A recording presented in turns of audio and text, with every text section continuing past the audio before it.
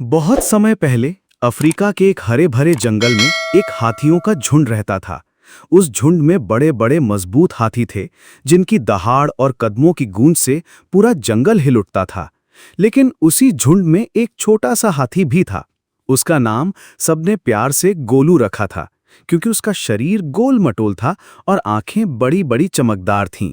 गोलू अभी छोटा था, इसलिए बाकी हाथियों की तरह ताकतवर नहीं था। जब सब हाथी नदी में उतरते तो वे गहरे पानी में आराम से खड़े हो जाते, लेकिन गोलू को डर लगता। वो उथले पानी में ही खेलता और कभी-कभी लहरों से बचने के लिए अपनी माँ की पूंछ पकड़ लेता। झुंड के बड़े हाथी उसे अक्सर चिढ़ाते, अरे गोलू, तू कब बड़ा होगा? तू तो हमेशा छोटा ही रहेगा। गोलू चुपचाप हंस देता, लेकिन उसके मन में ये सवाल उठता कि आखिर वो कब सबकी तरह ताकतवर बनेगा। गोलू को बचपन से ही बहुत जिज्ञासा रहती थी। वो हर चीज के बारे में सवाल पूछता। आसमान नीला क्यों है? तारे रात में ही क्यों आते हैं? दरिया का पानी खारा क्यों होता है? उसके सवालों से कभी-कभी बाकी हाथी परेशान हो जाते। वे कहते, गोलू, तू बहुत सवाल करता है, खेल पर ध्यान दे। लेकिन उसकी माँ हमेशा मुस्कुराकर कहती, जिज्ञासा ही सीखने की पहली सीढ़ी है।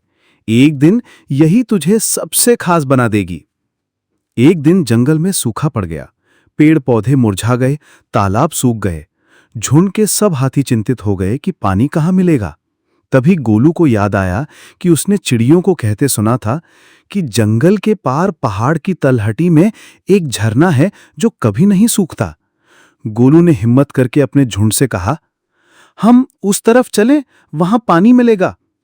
बड़े हाथी हंस पड़े, अरे छोटे, तुझे क्या पता, तूने तो कभी पहाड़ पार नहीं किया। लेकिन जब झुंड को और कोई उपाय नहीं मिला तो वे गोलू के पीछे चल दिए। घंटों चलने के बाद सचमुच एक साफ सुथरा झरना मिला। सब हाथियों ने पानी पीकर राहत पाई।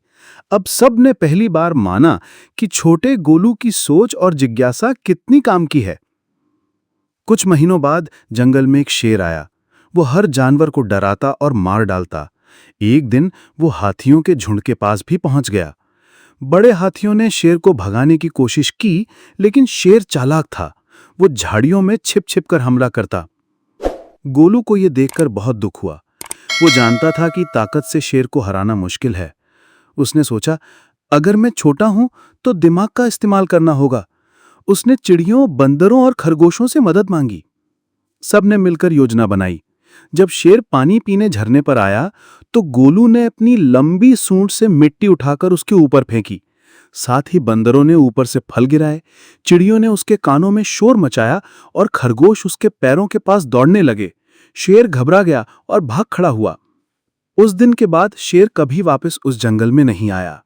सभी जानवरों ने गोलू को छोटा मगर होशियार हाथी कहकर सराहा। धीरे धीरे गोलू बड़ा होने लगा। उसकी ताकत भी बढ़ी और सोच भी। लेकिन उसने कभी घमंड नहीं किया। उसका सपना था जंगल का हर जीव सुरक्षित और खुश रहे। एक बार फिर मुश्किल आई। पास के गांव के लोग जंगल में पेड़ काटने लगे और हाथियों का पीछा करने लगे। झुंड में अफरा तफरी मच गई। सब सोच रहे थे कि अब कहां जाएं। तब गोलू ने सबको समझाया, डरने से कुछ नहीं होगा, हमें इंसानों से बात करनी होगी। अगर वे समझें कि जंगल हमारे लिए कितना जरूरी है तो वे शायद पेड़ काटना बंद कर दें। गोलू ने हिम्मत करके गांव की ओर रुख किया। वहां बच्चों को देखकर वो धीरे से उनके पास गया। पहले तो सब डर गए, लेकिन गोलू ने अपने कान हिलाकर और सूंड से खेल दिखाकर उन्हें हंसा दिया। बच्चे गोलू से दोस्ती करने लगे। बच्चों ने अपने बड़ों से कहा, ये छोटा हाथी बहुत प्यारा है, हमें इसके जंगल को बचाना चाहिए। धीरे धीरे गांव वालों का दिल पिघल गया। उन्होंने वादा किया कि वे अब जंगल के पेड़ नहीं काटेंगे और जानवरों को नुकसान नहीं पहुंचाएंगे। अब गोलू बड़ा और समझदार हो चुका था। वो सिर्फ हाथियों का ही नहीं, पूरे जंगल का नेता बन गया। उसकी वजह से सब जीव जंतु चैन से रहने लगे। जब भी कोई नया जानवर जंगल में आता, गोलू उसे अपनापन देता। उसकी सबसे खास बात यह थी कि वो हमेशा सबकी सुनता और मदद करता। एक दिन उसकी मां ने गर्व से कहा, देखा गोलू, तू सचमुच छोटा नहीं रहा।